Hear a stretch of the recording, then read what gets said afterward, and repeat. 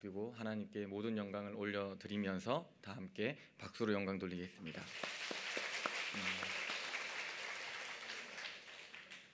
네, 오늘 단기 선교 감사 예배로 하나님께 예배 드리게 하심 너무나 감사합니다. 올해 여름은 특별히 폭염과 열대야로 정말 뜨거웠던 여름이었던 것 같습니다. 그러나 더 감사한 것은요, 하나님께서 폭염과 열대야보다 더 뜨거움으로 우리 단기 선교팀에게 은혜와 사랑을 주셨음에 더 감사하는 단기 선교 기간이 되었던 것 같고, 또 여름 사역이 되었던 것 같습니다. 성도님들의 많은 기도와 또 후원해 주심으로 미얀마 단기 선교팀과 또 우리 나로도 단기 선교팀이 은혜 가운데 잘 다녀왔습니다. 단기 선교를 간다는 것 굉장히 떨립니다. 그리고 굉장히 많은 선택을 해야 되는, 아마 우리 청년들 중에 단기 선교를 단 한 번에 그래 나 가겠어 이렇게 딱 선택하고 선교를 간 친구들이 몇 명이나 될까요? 우리 나로도 선교팀도 마찬가지로 하시던 일을 잠깐 내려놓고 한 박 4일간의 단기 선교팀을 나는 세상에 두 쪽이 나도 나는 꼭 가겠다라고, 표정은 다들 그런 마음으로 가셨죠. 네, 쉽지 않은 것 같습니다. 단기 선교팀 긴 시간 동안 또 준비도 해야 되고요. 또 그런 마음으로 단기 선교를 가는 것이 굉장히 우리에게는 부담감으로 다가올 때도 있습니다. 미얀마 단기 선교팀은 사실 1월 달에 임원들이 꾸려졌고요. 3월 달부터 가기 전까지 많은 모임을 하면서요, 선교에 대해서 다시 고민하고 또 기도하고 또 함께 우리의 삶을 나누면서 단기 선교를 준비하였습니다. 꽤 긴 시간 동안 이 단기 선교를 준비했고 또 하나님 은혜 가운데 단기 선교를 잘 마치게 되었습니다. 그러나 하루하루 바쁘게 살아가는 우리들에게 이 단기 선교에 참여하는 것, 그리고 우리의 시간을 내는 것은 굉장히 큰 결심과 결단이 필요합니다. 그래서 오히려 저는 그런 큰 결단을 했기 때문에 오히려 단기 선교에 가면 저는 3가지를 강조합니다. 지난 수요일 날은 제가 2가지까지만 얘기했고요. 이번 주일 날은 1가지를 더 포함해서 3가지를 말씀드리면, 첫 번째는 단기 선교 가서 그 기간 동안 모든 것을 내려놔라라고 저는 이야기합니다. 우리 청년들이 그래서 미얀마 한인교회를 가게 되면요, 바로 핸드폰을 저에게 반납합니다. 그리고 핸드폰을 선교사님이 있는 그 사무실에다가 고이 보관을 합니다. 그리고 청년들에게 지금 이 순간 모든 것을 내려놓고 지금 우리가 무엇을 해야 하는지 조금 더 고민하고 집중하자라고 이야기합니다. 서울에서 있었던 일, 불광동에서 있었던 일, 걱정거리들, 염려들, 해야 할 일 다 내려놓고 오직 이 순간은 하나님께만 집중하자라고 이야기합니다. 그리고 2번째는 사역을 너무 열심히 하지 말자라고 이야기합니다. 제가 이런 말씀하면 저희가 대충 사역하시는 줄 알지만 사실은 이런 말은 하지만 굉장히 열심히 합니다. 얼마나 열심히 하는지요. 우리 청년들은 쉬라고 말하지 않으면 계속 일합니다. 그래서 선교사님이나 저나 또 한인연합교회 도와주는 집사님들이 우리 은광교회 청년들 좀 쉬어야 된다고 거의 말을 하지 않으면 계속 일을 하거든요. 그래서 그 정도로 열심을 다해서 저희도 이번에도 길을 만들어주고 유치원 사역을 하나님 은혜 가운데 마쳤습니다. 그런데 사역이 우선순위가 아니라, 일하는 것이 우선순위가 아니라 사실은 우리 우선순위는 하나님이다. 우리가 하나님께 집중을 하고 나서 사역을 해야지 하나님 우리에게 은혜를 주고 또 우리에게 그러한 사역들을 통해서 놀라운 경험을 할 수 있도록 해준다라고 이야기합니다. 그래서 올해는 제가 조금 선교사님께서 도와주셔서 제가 새벽 기도와 저녁 집회를 다 하지 않았습니다. 제가 2번 정도만 했고요. 작년에는 제가 선교를 가서 17편의 설교를 했습니다. 청년들이 선교를 간 건지 제가 설교 사역을 하러 간 건지 모를 정도로 17번의 설교를 하고 저도 거의 지쳐서 돌아왔는데, 이번에는 다행히 선교사님께서 그 모든 것들을 감당해 주셔서 저도 새벽 기도하면서 기도 많이 하고 또 은혜를 많이 받았던 선교였던 것 같습니다.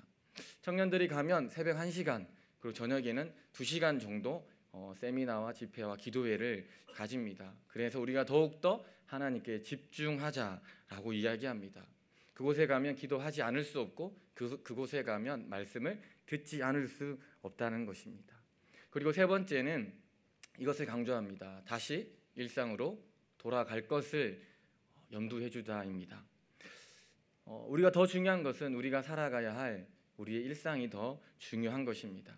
미얀마 단기 선교를 통해서, 나로도 단기 선교를 통해서 하나님께서 우리에게 주신 그 은혜들, 그 사역 현장에서 느꼈던 하나님의 마음들, 그 하나님의 사랑들을 우리가 하나님 왜 우리에게 주셨을까라는 것입니다.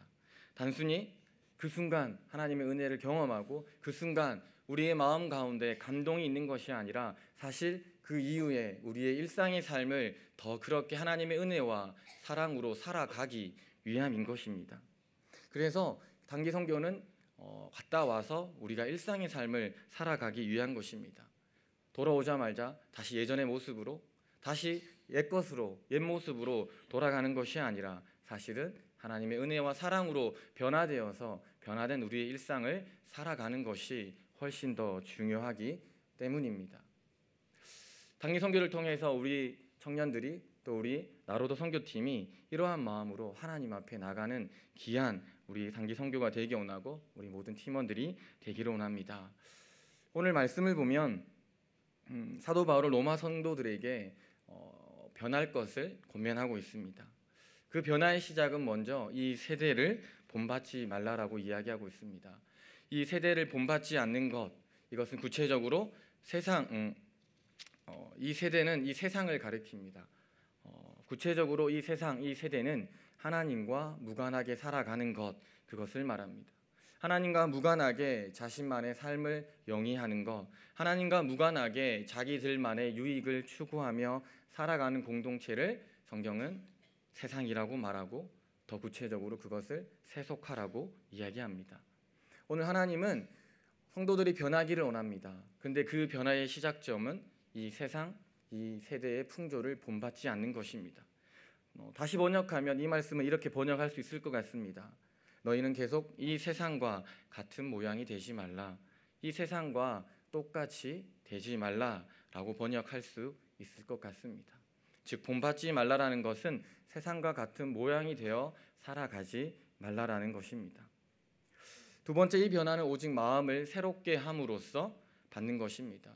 우리는 흔히 예수님을 믿는다라고 고백할 때 우리는 예수님을 믿었기 때문에 우리의 삶이 변화되었다라고 이야기하는 것입니다. 나 예수님 믿어서 이렇게 변화됐어. 내 생각이, 나의 태도가, 나의 삶이 이렇게 변화되었어라고 말합니다. 그런데 그 변화는 과연 어떤 것입니까? 오늘 사도 바울은 마음을 새롭게 하라라고 말씀하고 있습니다. 제가 오늘 머리를 짧게 제가 의도하지 않았지만 짧게 잘린 것 같습니다. 잠깐 눈을 감았더니 짧게만 해달라고 했는데 정말 짧게 해주셔서 눈 뜨고 나서 정말 당황스럽기 그지없었습니다. 저한테 성도님들이 이렇게 머리를 짧게 자른 이유가 있는 것처럼 이렇게 물어보셔서 사실 없습니다. 머리를 짧게 깎는다고 제가 머리를 짧게 깎아서 뭔가 새로운 마음으로 이제 이번 주에 청년부 수련회가 있는데 아주 그냥 성령으로 청년들을 어떻게 해볼까 이런 마음으로 머리를 짧게 자른 것이 아니라요. 정말 의도하지 않게 됐는데요. 우리가 이렇게 어떤 거 새로운 걸 새로운 마음으로 새롭게 시작한다 할 때 우리가 머리를 짧게 자르고 뭔가를 우리의 외모적인 것을 변화시킨다고 해서 그것이 우리를 새롭게 만들지 않는다는 것입니다. 그것은 단순히 우리의 겉모습은 체인지할 수 있습니다. 변화시킬 수 있습니다. 그러나 우리의 본질, 우리의 근본은 결코 변화시키지 못한다는 것입니다. 어떻게 우리는 근본적으로, 본질적으로 새롭게 될 수 있습니까? 그것은 오직 우리의 마음을 새롭게 하는 것입니다. 어렵습니다. 힘듭니다. 그러나 오직 우리가 어렵고 힘들지만 이것을 새롭게 할 수 있는 유일한 방법이 있는데 그것은 하나님을 바라보는 것입니다. 하나님께 집중할 때, 하나님께만 우리의 모든 시선을 드릴 때 사실 우리는 그때 진정한 변화가 일어날 수 있는 것입니다. 하나님을 믿는 사람들은 그래서 하나님만을 바라보며 하나님께서 직접 말씀하신 이 계시의 말씀을 우리는 읽고 묵상하며 그 하나님과 동행해야 하는 것입니다. 세 번째 변화는 하나님의 선하시고 기뻐하시고 온전한 뜻이 무엇인지를 분별하여 살아가는 것입니다. 바울은 단순히 하나님의 뜻이라고 말하지 아니하고 그 하나님의 뜻 앞에 세 가지 형용사를 덧붙입니다. 그것은 선하시고 기뻐하시고 온전한 뜻이 무엇인지를 우리로 하여금 분별하라라는 것입니다. 사도 바울이 말하는 하나님의 뜻은 언제나 선하십니다. 그리고 그 뜻 속에는 언제나 하나님의 기뻐하심이 있습니다. 그리고 하나님의 뜻은 언제나 온전하다라는 것입니다. 오늘 여기서 분별하라라고 말하고 있는 이 원어를 보면요, 두 가지 뜻을 가지고 있습니다. 첫 번째는 연금술사가 그 금이나 은을 녹여서 그 안에 있는 불순물을 제거하는 것입니다. 찌꺼기를 제거하는 것을 분별하는 것입니다.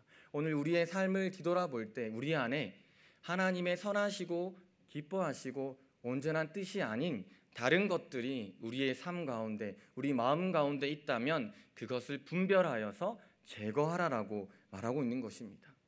두 번째 분별이라고 하는 원어의 뜻은요, 두 번째는 입증하다라는 뜻을 가지고 있습니다. 즉 하나님의 선하시고 기뻐하시고 온전한 뜻이 무엇인지를 입증해야 한다는 것입니다. 무엇으로 입증할 수 있습니까? 말로 할 수 있을까요? 오늘 사도 바울은 말이 아니라 삶으로 그것을 입증하라라고 말씀하고 있습니다. 분별하라, 단순히 우리의 마음과 생각 속에 머무는 것이 아니라 우리의 삶으로 나타나야 하는 것입니다. 드러나지 않고 나타나지 않는 것은 의미가 없습니다. 오늘 우리가 그리스도인으로 살아간다는 것, 우리가 우리 스스로 나는 그리스도인이라고 말할 때 그것은 삶으로 드러나야 하는 것입니다. 삶을 통해서만 내가 그리스도인인 것이 드러나는 것입니다.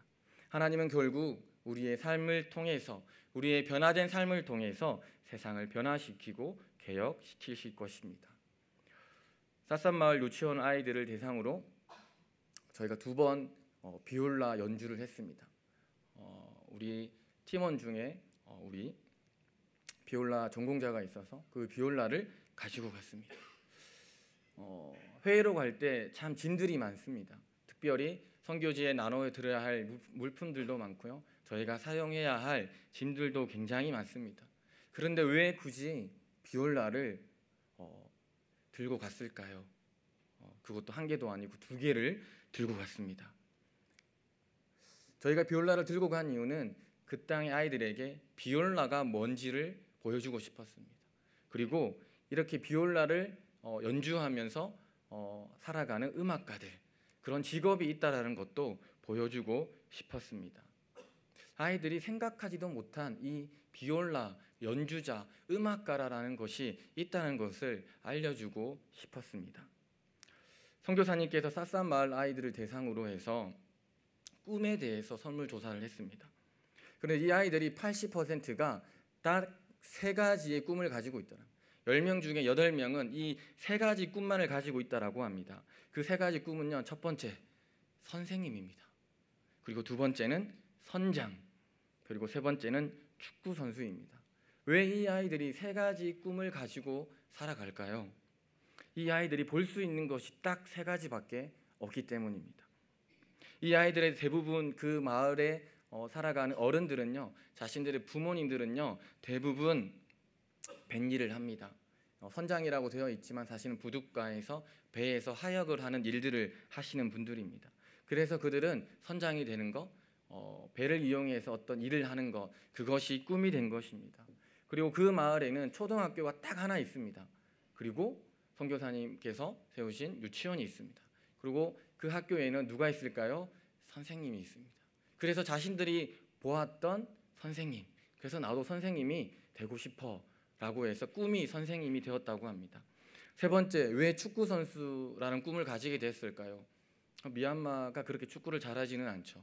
네, 월드컵에 한 번도 못 나가고 했던 나라인데 왜 그 쌀산 마을에 있는 아이들은 축구 선수가 되고 싶어 할까요? 감사하게도 저희 교회에서 파송한 희성 형제가 거기서 열심히 축구를 가르치고 있습니다. 그 아이들이 볼 때 희성 형제는 아마 호날두 정도 되지 않을까, 한국에서 온 호날두로 생각하지 않을까요?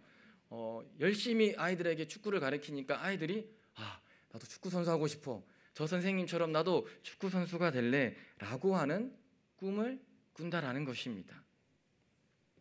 얼마나 감사한지 모르겠습니다. 저희 교회가 파송하고 저희 청년이 가서 그 아이들에게 또 꿈을 꾸게 할 수 있다는 거 참으로 감사한 것 같습니다. 두 번째 미얀마를 갔다 오면서 제 마음속에 한 가지 생각이 들었습니다. 왜 이 땅이, 왜 이 사람들이, 왜 이 아이들에게, 왜 이 아이들이 희망이 없을까? 라는 이유였습니다.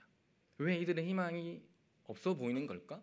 아니면 희망이 없을 수도 있는데요. 왜 그들은 그렇게 희망이 없을까라는 것이 곰곰이 생각한 게 끝에 저는 이 아이들이 꿈을 꿀 수 없다라는 것 때문에 이 아이들에게 희망이 없고 또한 어떤 삶을 살아야 할지 어떤 직업을 가지고 어떻게 이 땅을 살아가야 할지 꿈이 없다는 것 그것이 절망이 아닌가라는 생각을 했습니다. 아마 이 아이들은 대부분의 아이들은 그들의 부모들처럼 그렇게 살아갈 것입니다. 꿈이 없다는 것은 참 절망이고 아픔인 것 같습니다. 오늘 우리의 삶은 어떻습니까? 오늘 우리가 살아가는 여러분들은 우리 성도님들은 과연 꿈을 가지고 있습니까? 그리스도인으로서 어떻게 이 땅을 살아가야 할지 그 꿈을 가지고 계십니까? 저는 이번 단기 선교 때 주제를 다시라고 했습니다. 사실 저희가 5년 차를 다녀왔습니다. 5년 동안 그 땅에 가서 사역을 했습니다. 그래서 우리가 다시 마음을 새롭게 하고 다시 우리가 준비하여서 미얀마 땅으로 가자라는 것이었습니다. 우리의 마음을 새롭게 함으로 우리의 준비, 우리의 마음을 새롭게 해서 그 땅에 다시 하나님의 마음으로 선교하기를 원했던 것입니다. 그리고 선교가 마치고 돌아왔습니다. 그리고 다시 우리는 우리의 일상으로 돌아가야 할 것입니다. 미얀마와 나로도 단기 선교를 통해서 하나님께서 주신 놀라운 은혜, 그 사랑, 그것을 기억하고 매 시간, 매 순간 다시 생각하고 다시 기억하기를 원합니다. 또한 우리의 삶이 개혁되고 변화되기를 원합니다. 다시 그 이전의 모습으로 돌아가는 것이 아니라 오늘 정말 하나님께서 선하게 생각하시고 하나님이 기뻐하시며 하나님의 온전한 뜻이 무엇인지를 우리의 삶으로 증거하는 삶을 살아가는 우리 단기 선교팀 또 우리 모든 성도님들이 되기를 축복합니다. 오늘 단기 선교 감사 예배가 끝이 아닙니다. 다시 시작입니다. 지금부터 다시 시작하는 것입니다. 다시 우리의 삶 속에서 하나님이 주신 은혜와 사랑으로 힘차게 말씀의 힘으로 살아가는 우리 모든 선교팀 성도님들이 되시기를 축복합니다. 기도하시겠습니다. 사랑과 은혜가 풍성하신 하나님 감사합니다.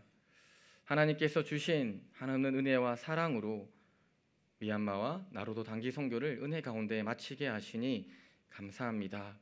주님, 우리에게 주신 이 놀라운 은혜와 사랑을 잊지 않게 하여 주시고 매번 매 순간 우리의 마음을 새롭게 함으로 하나님께서 주신 그 은혜를 늘 기억하게 하여 주시옵소서.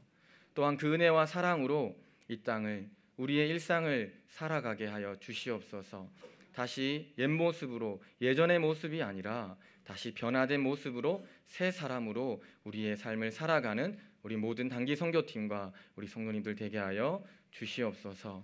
이 모든 것 예수님의 이름으로 기도합니다. 아멘.